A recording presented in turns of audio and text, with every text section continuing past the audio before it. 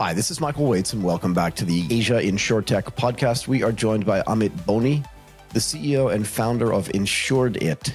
Amit, thank you so much for coming to the show. Let's give the listeners a little bit of your background, just for some context, please. Michael, at the outset, thank you very much for having me on your podcast.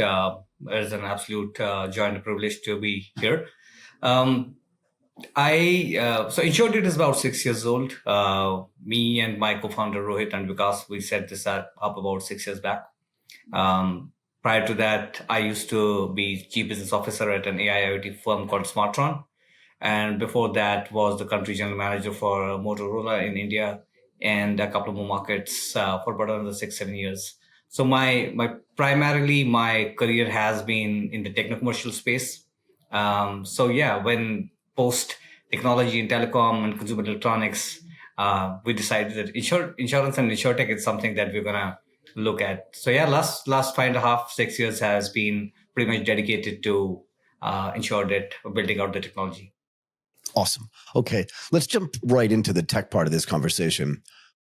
There's so much conversation right now around emerging technologies. I feel like we're in a really interesting age where like a whole bunch of new tech is getting developed. What of those emerging technologies do you think is going to have the most significant impact on the insurance sector? And it can be a few, it can be one. I'm just curious what your thoughts are. Well, I think the most important one, and it may sound cliched a little bit as well, but I think the most important one is going to be artificial intelligence, especially generative AI. And primarily, the reason for that being my pet peeve has always been that there is such a large mass of people and yet a very significantly smaller number of products that are available in the market. So if somebody has to, serve a larger set of customers a lot more effectively, it does need us to look at a lot more products. And you cannot do more products if you have a lower velocity of product creation. And I think that's a huge problem, right? So what needs to be solved really is how do you solve for the speed of underwriting? How do you look at micro segments of customers, and not only in direct to consumer play or in individuals play, but also in small and medium scale industries and small scale industries, and then large corporates and what they are looking for, or even across a wider set of sectors in terms of how people are looking at. So I think generative AI is definitely one of the key things that needs to come in and help manage product velocity much better than it has always been. How would this work exactly? Tell me what you're thinking about, where you're getting the data from, and then how you're going to take the generative AI as a tool or as a mechanism to then create the more velocity in product creation, and also how you handle the microsegments. Because I find this really interesting, right? India in particular is, and not just in India, but the world is vast. Like you said, there are tons of people out there, and not all of them are the same. So how do you do all those things together using generative AI? How does that work? So I'm gonna stick my neck out and say something which is slightly, either an oversimplification or a controversial opinion, perhaps. Go for it. So I think of insurance as a glorified Excel sheet formula. Now I know that's not really the entire truth of it, and that's why I said at the very worst time doing an oversimplification. But you make a good point, right? I do this all the time. You want to simplify it down to make a point about something, right? So if you just say, look, it's really just a spreadsheet, it's something that everyone can get their head around. And then once you get your head around it, then you can get to the complexity of it and say, here's how we're going to solve for that, right? Because at its core, it's relatively simple, but it does get complicated. Sorry, go ahead. So I don't think that's that controversial, to be fair, but fair enough. Okay, I'm glad you agree. See, by the end of the day, as we look at risk and we see how is it that we are going to, underwrite that risk, how are we going to distribute that risk, a lot of whether it is actuarials or underwriting later on, is essentially a lot of complex mathematics.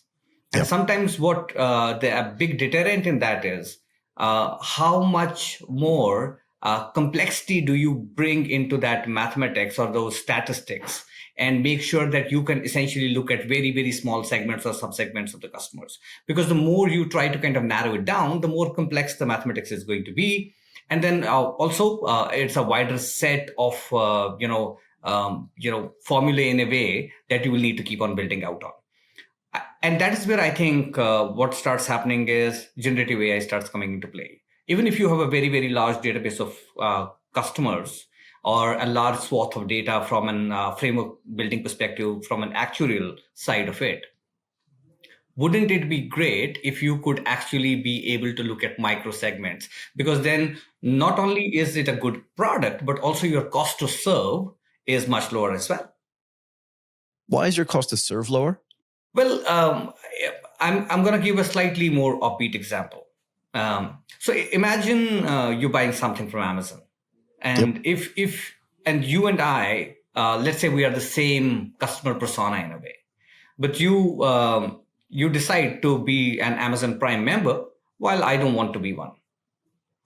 Now, if you're using Prime membership, you may actually be giving more money to Amazon while I'm not, because for you it's important that you get the delivery within a day. I may want the same delivery after 4 days, right? Yep. So for Amazon, the cost to serve changes. For me, it's a very different requirement therefore that I may have from Amazon. I do very significantly believe that as you interact with products and services in more than one way, the customer segments by themselves include the cost that it takes to serve them. So a more larger customer segment generally will have included in it, multiple kinds of customers, right? And by the way, as people do, do frameworks or do underwriting, the cost you don't make same margins across every customer. Every customer is a different segment. In a way, you may make, to make a point, you may make a 30 points on somebody, you may make 25 points on somebody, you may make 23 points on somebody. But the point is, end of the day, you're in a way charging them the same kind of money. Now, if you can therefore look at micro segments, it does two things. It sets up your pricing a little bit more beautifully. So those people who are willing to pay for that kind of product, they will put more money on the table. And then those who are not willing to pay for those inclusions, for example, or who, you may say, all right, it's going to be $50 less. So I think what that broader segmentation of customer is also going to do is it gives you an opportunity to look at them from exactly their prism of how do they see risk and how do they want their risks to be covered. Now, as you bring that all together, it gives you an opportunity to kind of create very specific curated products for those micro segments. Now, of course, I am not getting into saying that insurance should be personalized. I think we're still far away from that. Do you? But I do believe that, the way to personalization of insurance in some form or shape is going to be looking at micro segments or even like micro segments. Why look at 50,000 product for 50,000 people or 500,000 people if you can do product for let's say 5,000 people and it suits them really well? It's the next logical step, right? I mean, I spent a lot of time thinking about this hyper personalization for insurance, and I just think the way insurance products are built and the way the risk is mitigated and the way the risk is managed, it's going to be really hard, I think, to get down to individualized insurance. Yep. But I do think you can get to smaller microsegments, as you say. Can I ask you this as well? And only because I just finished another recording where we spent like the entire show talking about it. What is the impact of combining generative AI and artificial intelligence at scale with quantum computing, which still isn't there yet? But if you want to talk about increasing the velocity, what does quantum plus AI do for you and then do for the insurance industry? I can only take a stab at this. I think quantum computing is still slightly away, but I think if you have to do even Gen AI at scale, and when I say Gen AI at scale, imagine like Candy's scale. You do need the technology bandwidth in behind the hood to make sure that you can do it, right?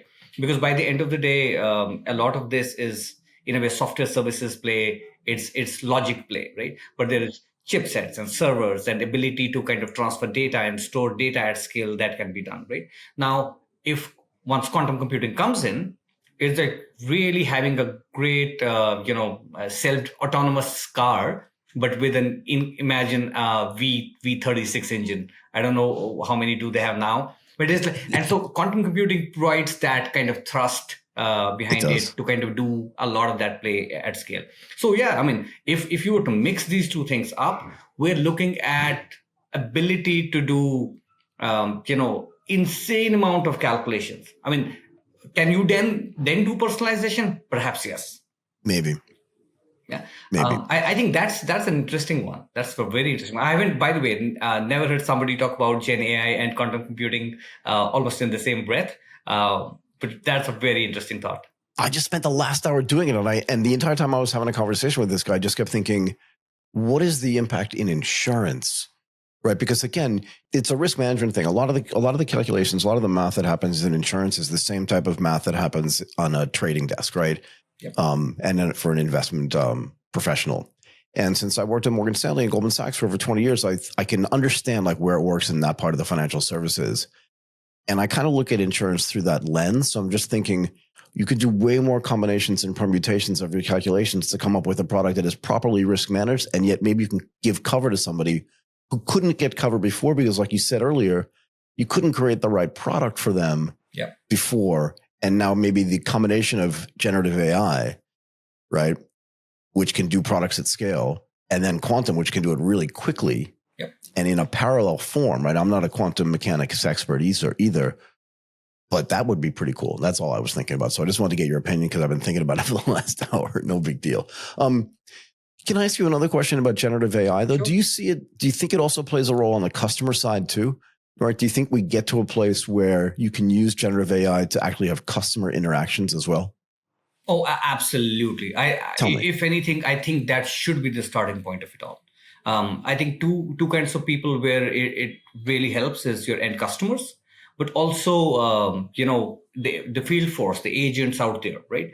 One of the things that we see in India, for sure, but in a lot of other markets as well, where we are interacting now, is customers don't understand the inclusions, exclusions of the product very, very well. It's not like selling a credit card or a savings bank account.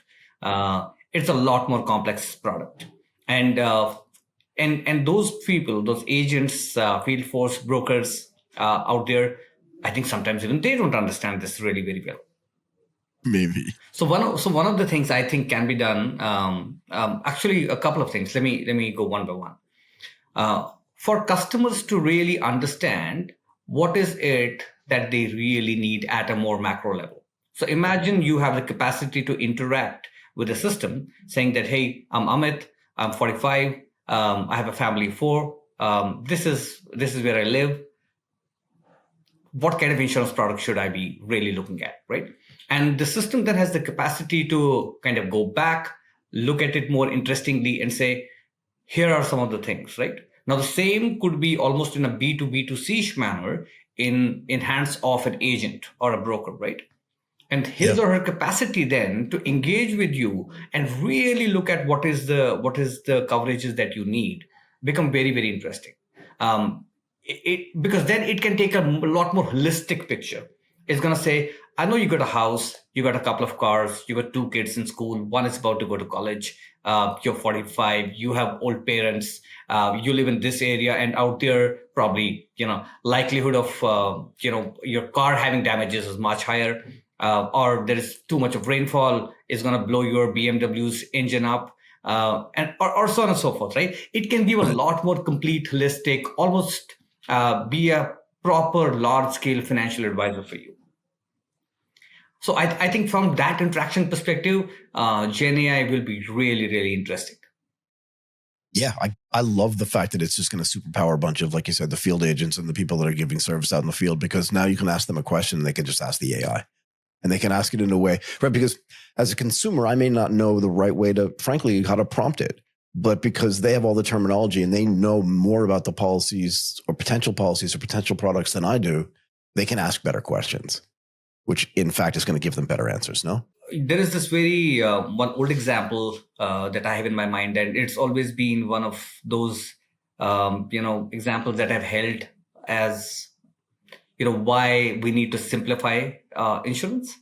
Yep. We had a friend of mine, his father had an insurance cover, a health insurance cover, right? And about 5-6 years back, unfortunately, that guy got admitted for heart trouble.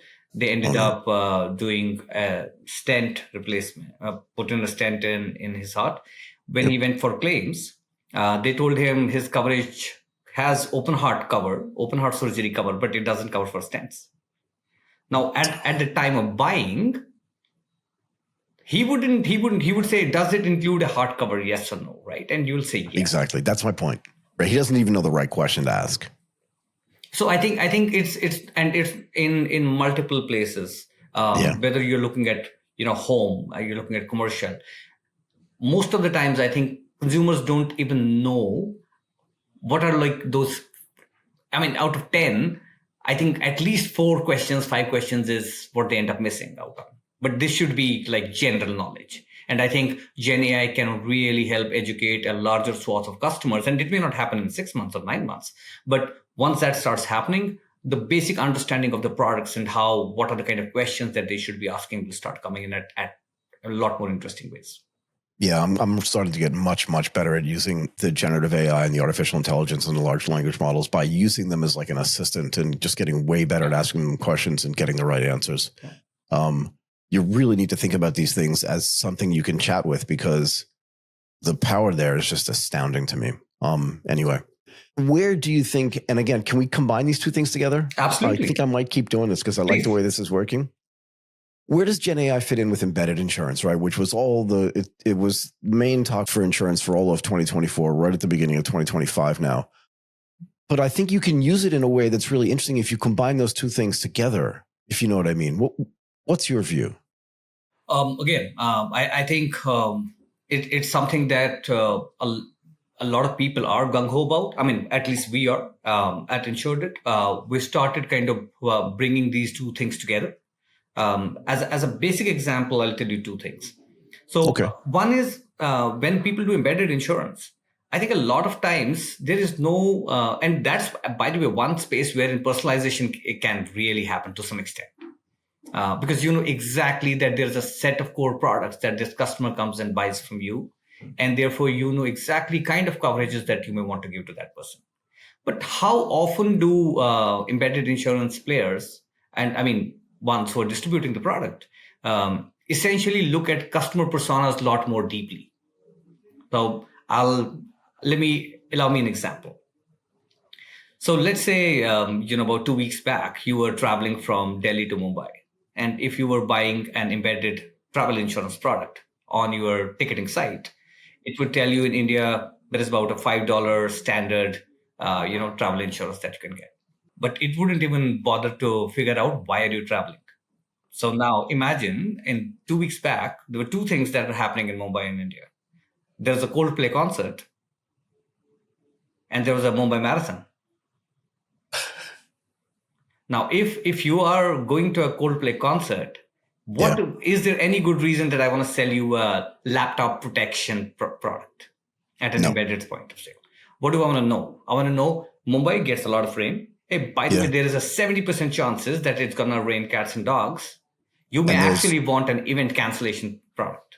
Yeah, because those Coldplay concerts are really interactive, and particularly when they're outdoors, like all the lighting and all the drone stuff they do. So if it's either windy or raining or both, they're not going to do it.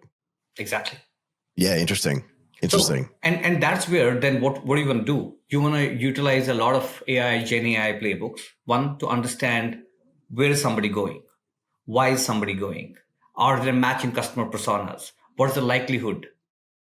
So can I ask you this? Because we were talking before about like prompting and chatting with the generative AI mechanisms, right? So are you suggesting that you could actually build something where I'm buying travel insurance and I'm going wherever to Mumbai. Mm-hmm. And in fact, I am going to go see the Coldplay concert. Mm-hmm. But the AI knows what the dates are that I'm going to be there. And it goes out onto the internet and it figures out, oh, wait a second, there's a big event there. Maybe he's flying there for that event. Can I just ask, do you want cover for this event as well? Like, are you suggesting that that's something that could possibly happen in real time? That's something that we're building out and hopefully we'll have, an MVP ready in next 2 weeks' time.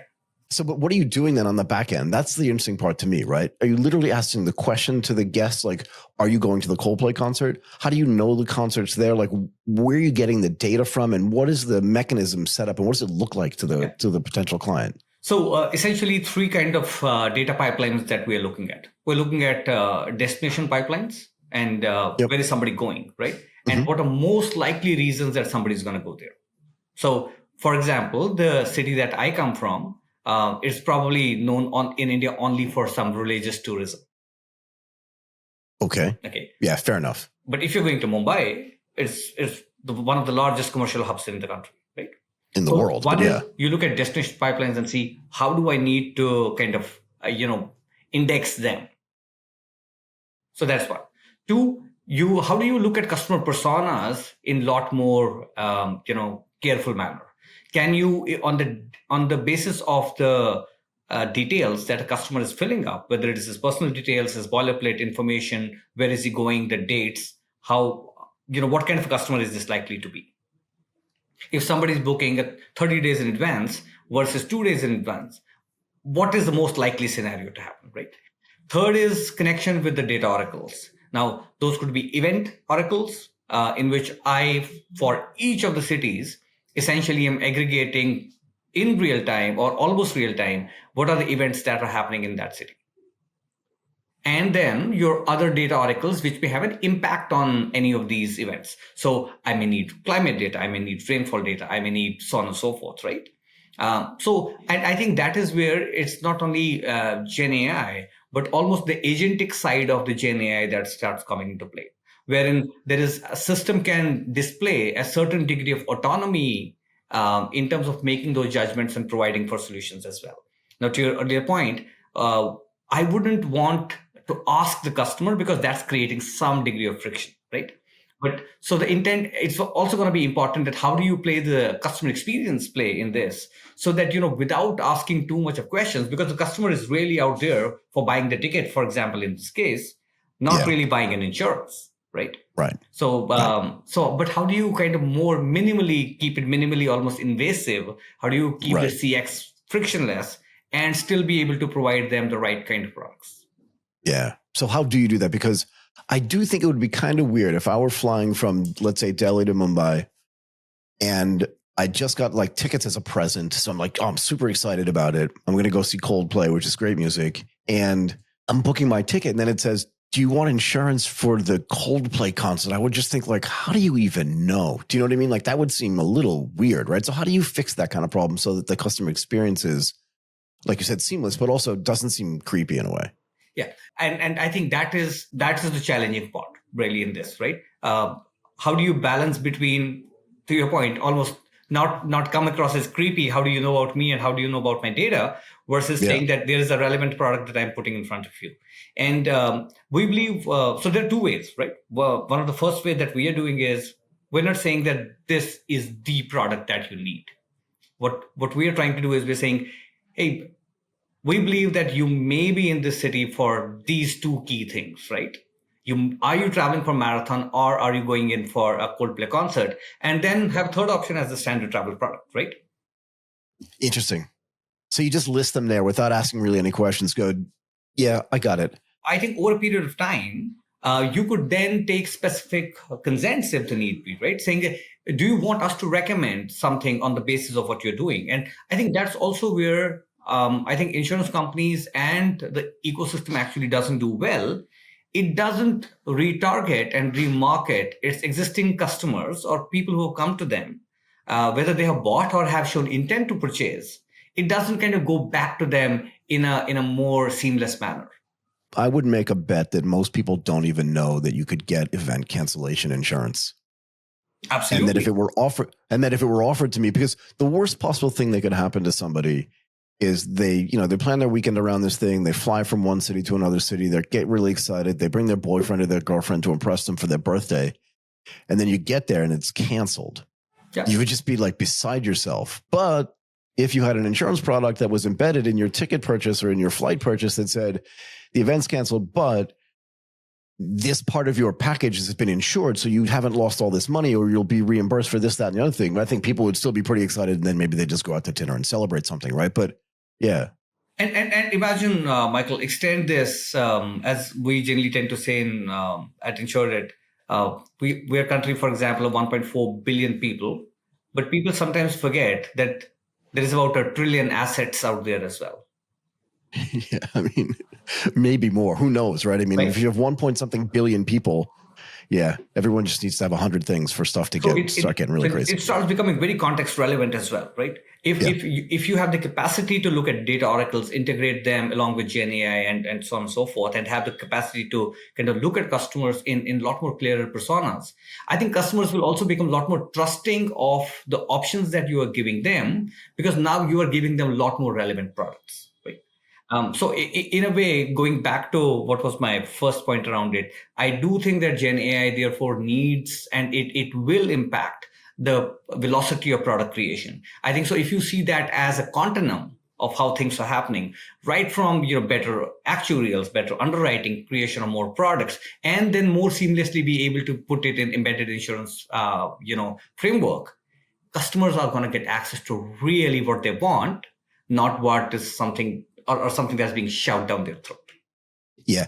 Can I make another point about this too? Because I think it's interesting. I like to think in analogous terms.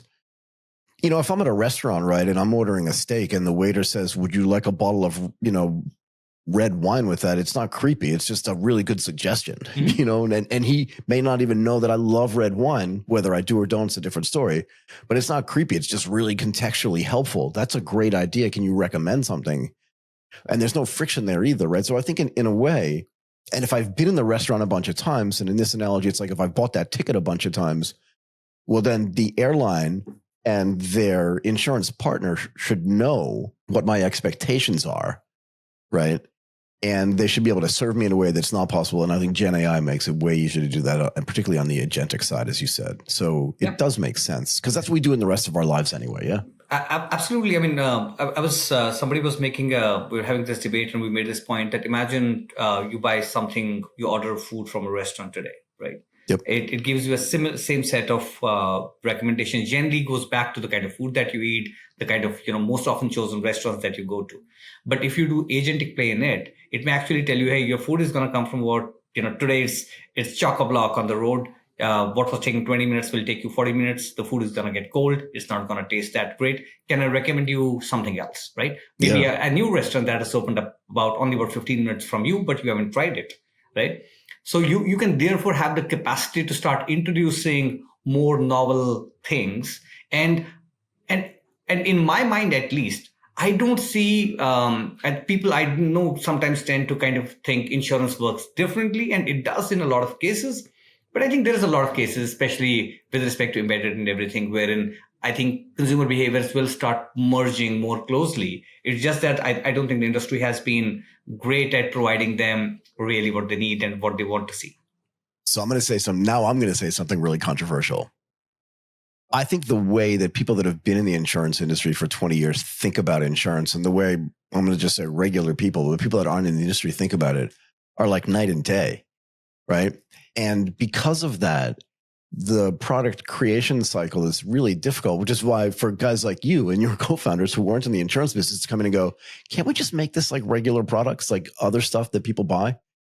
Right? Because again, I was thinking about this idea that you were just saying about, you may want to order that food, but there's, an accident on the road or whatever, and that's going to get here late, which means it's going to be cold, which means you're going to be unsatisfied, and that's going to be a bummer for you. And I do that sometimes. I'll actually go to the map and see like, oh no, it's way too crowded to go do that thing. But if the AI did it for me as I was ordering, because it knows that information, it knows it out there, and it knows what impacts the delivery, it would be cool, if it just told me. And I think you can do the same thing in the insurance space as well. Absolutely.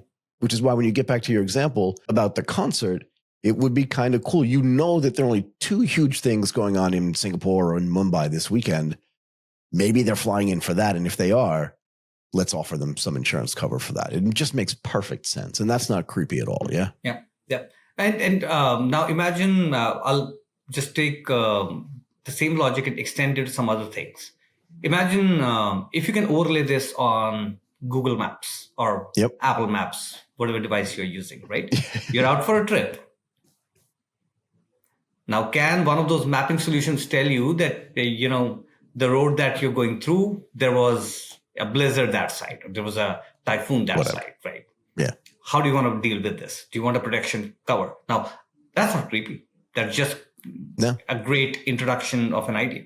So I think there's a possibility, there's a chance that Gen AI embedded insurance put together, and if it done intelligently and with a bit of an open mind to look at that, there is a very interesting world outside of the technology walls that exist today in insurance, and that can be kind of brought in. I think there's a lot of great magic that can happen. I agree. I want to switch channels for a second, and no pun intended. But talk to me about WhatsApp, right? Again, billions and billions of people on this application. I use it every single day. I've never used it as a channel for buying or for selling anything. I don't understand like how that would work and why it would work. Like, where does it fit in, and how do you get people to know that, do you know what I mean, that it's being used as a channel for this? Like, do they have to sign up for something, or is it just in their private account? How does this work? Let's take a step back. So, and different markets tend to utilize different messaging applications. I know in our part of the world, WhatsApp is really big. I don't think a lot of people nowadays text regularly using their standard text applications on the phones. Really? What are they doing then? India, I can guarantee you, is probably about 99% WhatsApp. So 99% is WhatsApp, you said? Yeah, but that's a standard texting app. No, is that what you mean or no? No, that's what I'm saying. It's a standard texting app, right? So in India, for example, if I have to message you or to somebody else, if I give your phone number, I wouldn't do a regular SMS, so to say. I wouldn't SMS you. No, I'll WhatsApp you, right? For sure. Or I'll Telegram you. So I don't think I've ever SMS'd anybody. Right? Ever. So the de facto texting application is now WhatsApp. And it's also nowadays a lot of de facto media exchange that happens on WhatsApp in India as well. Fair enough. So people are spending a significantly more time on WhatsApp as an application compared to a lot of other applications that may exist on your phone. Now, your interaction with your WhatsApp in a day could be as many as like 40, 50, 80, 100 times. Depends upon how many messages are you getting and how many you're sending. Easily. Right? So if you have to message somebody, even as a B2B entity, on a platform in which the customer is interacting about 100 times in a day, you could basically do it for almost like a cent or less, perhaps, an outreach, right? Now, imagine if that outreach provides consumers certain products, services, so on and so forth, but all natively within that environment. When you are not clicking out and going to probably a crazy link, you don't know where is somebody sending it wrongly to me, right? It's a spoof, it's a malware, it could be anything, right? So you could kind of bake in a lot of those services itself. So one is that your outreach to consumers could be done at an order of magnitude at a lower cost by utilizing some of these playbooks. Two is, if you look at insurance, by and large, it's a renewal business, right? For example, in India, we generally have this idea about 85, 86% of the entire market every year is renewals. Yeah, now, if you're renewing an insurance policy, I could show you a text on my phone right now with my agent telling me to renew. Right? Yeah, to renew. Now, if you're renewing, really all that you need is a very quick snapshot saying that this was your policy, this is your premium due, click here, pay now, and that's it, right? Now, because as an InsurTech, we work with about 52 different companies in the country. What we're doing is we're saying for a lot of renewals that you may want to trigger, we'll just build out a renewal link for you, send it to customers. So Michael gets text from his provider. Let's say it's AIG, and it says, Michael, here's your car insurance, $900 due, pay now. You pay there, the payment gateway opens then and there. You complete the payment, you get your payment, you get your insurance policy in your WhatsApp downloaded then and there. And is that becoming very successful as a way to do this type of distribution? I'll stick my neck out and say that we are the only ones that I know of that who's trying this right now globally. But Really? we have recently piloted this to about 3-4 different clients. Fantastic reception.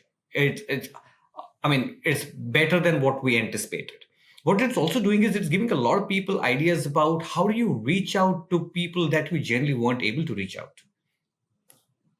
So in India, imagine people don't find it intrusive. So like my agent always texts me on line, not on WhatsApp. Mm-hmm. I don't know why we're not connected on WhatsApp, but we're not connected on WhatsApp, but she could just as easily do that. WhatsApp usage and line usage in Thailand are about 50-50. No, it's potentially a real problem in this. But I think it's also, it has some cultural nuance to it. So for example, in India, we generally aren't, I wouldn't say hung up, but we're generally not that concerned about, if somebody texts me on WhatsApp and I don't know them, that person is not, I'm not going to report that person. I'm not going to block that person. My assumption is going to be, okay, somebody wanted to reach out. It's okay. Somebody's saying. So I think there is some market-based nuance that will come into play. But as trusted advisors, and let us say when you're going to get, in this case, a message, you're not going to get a message from Amit. You're not going to get a message from Ensuredit. Let's say your broker was broker ABC. It's going to be from ABC's verified account, business account, that you're going to get that message with all the context. So, but yeah, I can see why in certain geographies, especially around the world, why this may not necessarily be welcome all the time. Yeah, I mean, I get it. Cultural differences are cultural differences. But again, there's a generational difference too. Like, I don't think my daughter's ever going to care if an insurance company texts her, since that's how she does all of her communications since the moment she was born, basically, right? So yeah, you're right. There's a generational thing too. People used to call me. I'm like, I never get a phone call anymore. I get nervous.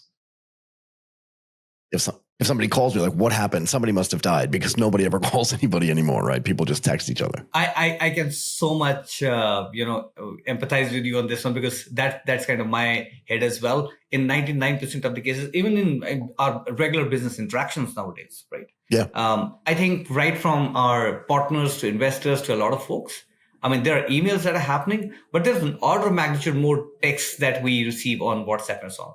So yeah.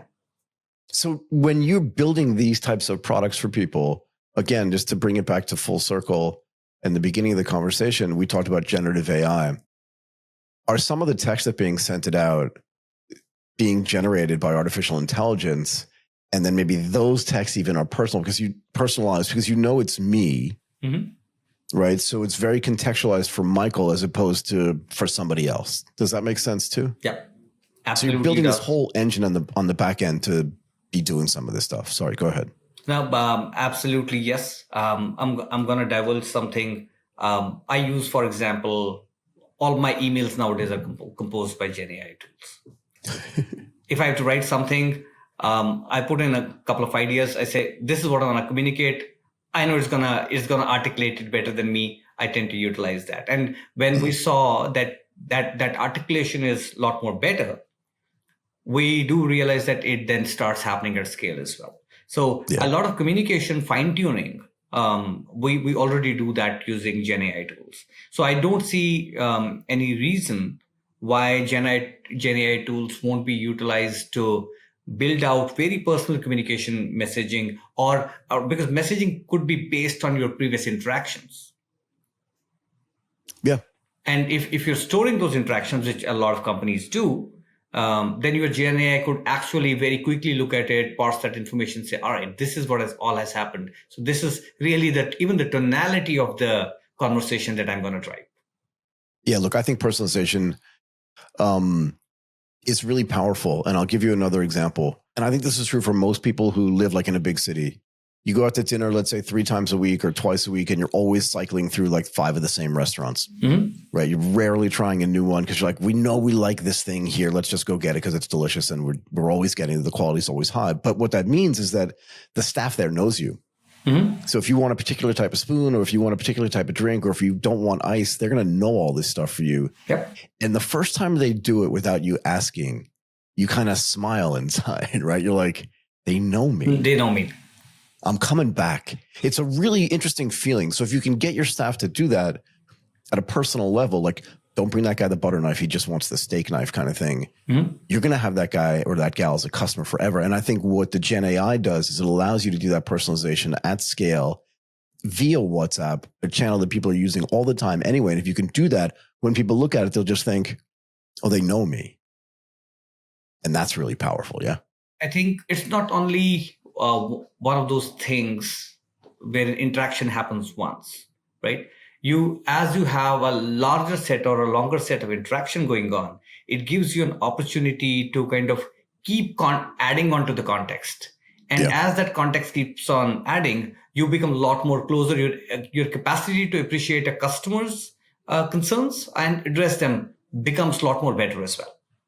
Yeah. Yeah. So, you can learn a lot more when people feel like they trust you because they'll tell you things that they wouldn't have otherwise been able to tell you. So again, that personalization, it's kind of like you said, it increases the velocity of information you can get on the way back about things that are important to that customer. Look, this has been a really, really great conversation. You should do more of this. You should come back in a bit. Or maybe whether you're on other co-founders. This is a really interesting conversation today. I really want to thank you for your time. Amit Boni, the CEO and a co-founder of Ensuredit. This was really great. I hope you enjoyed it as much as I did. Absolutely. It was really lovely talking to you, Michael. And, I hope your audience likes it as much as I liked it being here on this podcast with you. I'm sure they will.